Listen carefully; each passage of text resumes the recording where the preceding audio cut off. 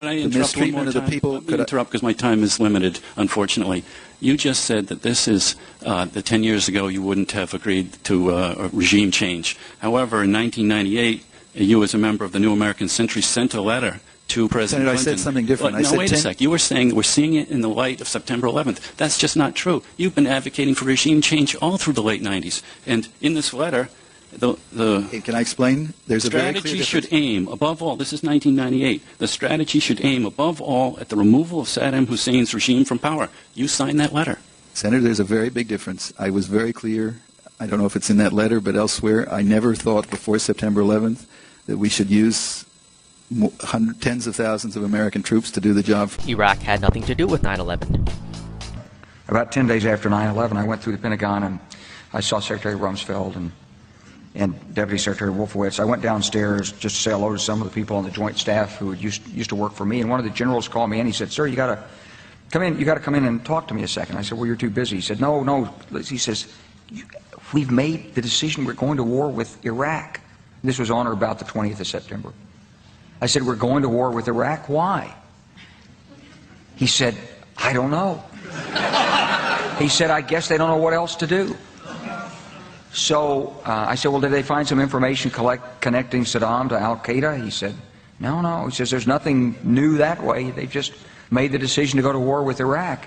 He said, "I guess it's like we don't know what to do about terrorists, but we've got a good military and we can take down governments." And he said, "I guess if the only tool you have is a hammer, every problem has to look like a nail." So I came back to see him a few weeks later, and by that time we were bombing in Afghanistan. I said, "Are we still going to war with Iraq?" And he said, "Oh, it's worse than that."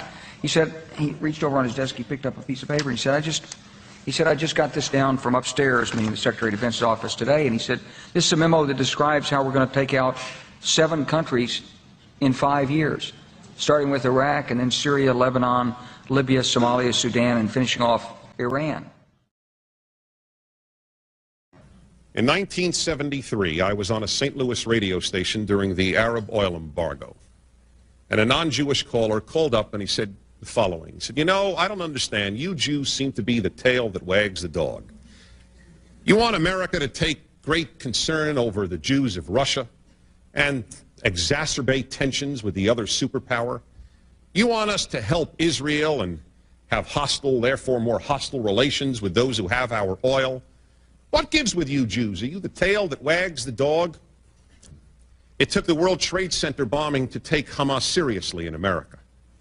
It's too bad. Maybe had we taken it seriously sooner, a few families would have had their fathers and brothers and sons in New York.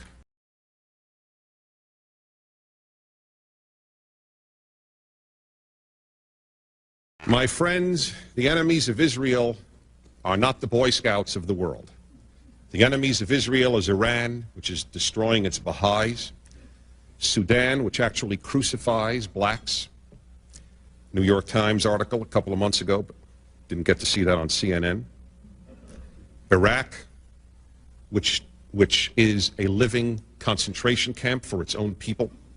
Syria, which destroyed 20,000 of its own citizens in just one fairly well-known operation a few years ago. Hamas, whose agenda is the destruction of anyone who opposes their theocracy. Those are the enemies of Israel. They are also the enemies of good people.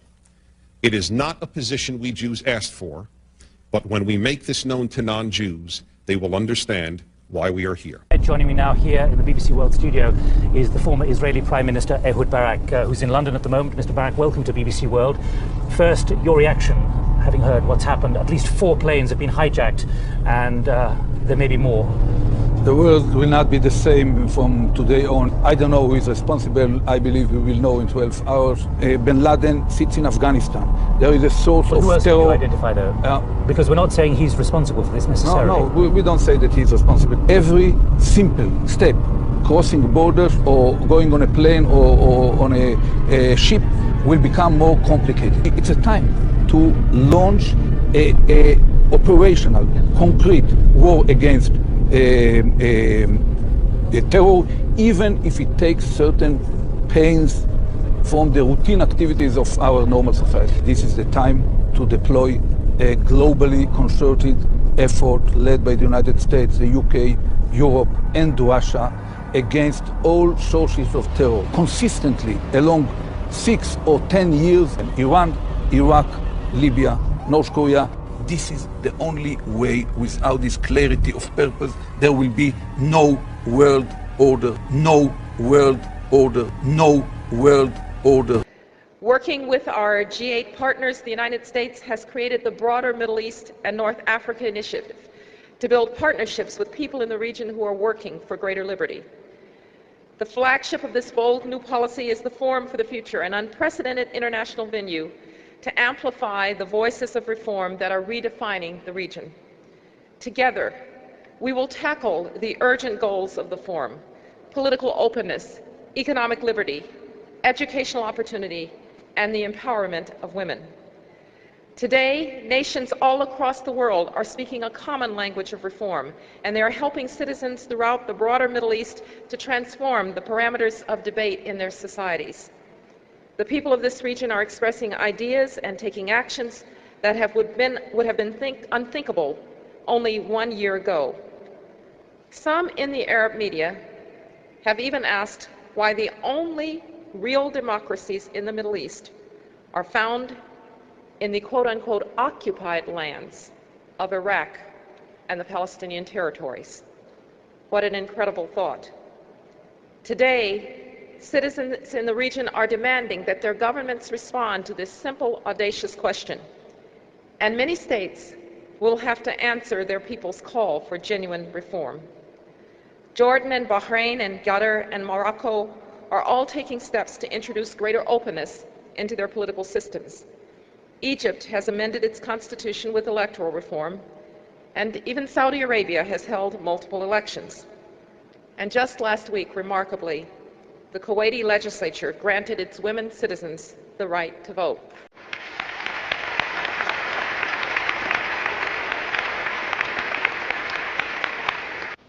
There you have it.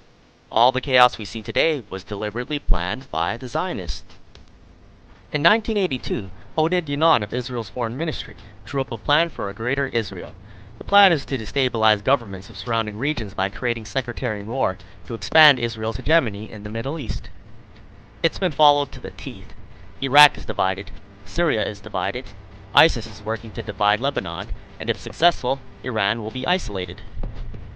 The application of power is the most important thing in winning the war on terrorism. If I had to say, what are the 3 principles of winning the war on terror? It's like, what are the 3 principles of real estate, the 3 L's, location, location, location? The 3 principles of winning the war on terror are the 3 W's: winning, winning, and winning.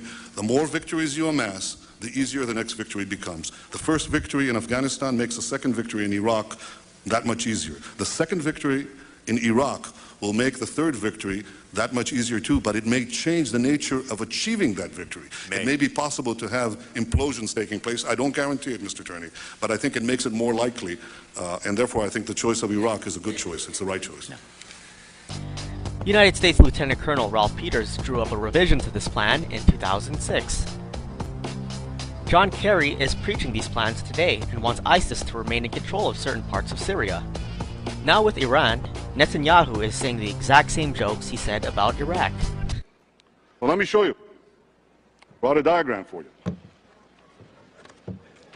Here's a diagram. If it looks like a duck, if it walks like a duck, if it quacks like a duck, then what is it? What is it? That's right. It's a duck, but this duck is a nuclear duck. A few days after the nuclear deal was announced, he released his latest book. Here it is. It's a 400-page screed detailing his plan to destroy the state of Israel. Iran's regime is not merely a Jewish problem, any more than the Nazi regime was merely a Jewish problem. What? Dude, it's a repeat. This is a repeat of the Holocaust? Yeah. Yes. How? We're being persecuted again for the trillionth time ever. So we're fighting a second Nazi war against the Nazis. Yeah. They want to kill all Jewish people. It's the devil of the Holocaust. The Israelis and the Saudis would love to see our money and our young men and women being killed to fight their enemies in Iran. When you look at the bottom line, who this benefits if it leads to military action against Iran, it only benefits the Israelis and Saudi Arabia. And there's a precedent for it. We've already fought 2 wars against Iraq in favor of Israeli interests and Saudi interests. So we're always being pushed to get our people killed for their interests. So I think it could happen another time. It's those military men and women. It's you now. It's coming to you now. Are you a patriot or are you not? Are you going to let your nation descend even further into the chaos and corruption that has been so sick and so twisted that it's destroying American lives as well as the rest of the world, to the tune of 22 American servicemen a day who are committing suicide? Are you going to sacrifice more of your American sons and daughters for Israeli wars, for Zionist wars,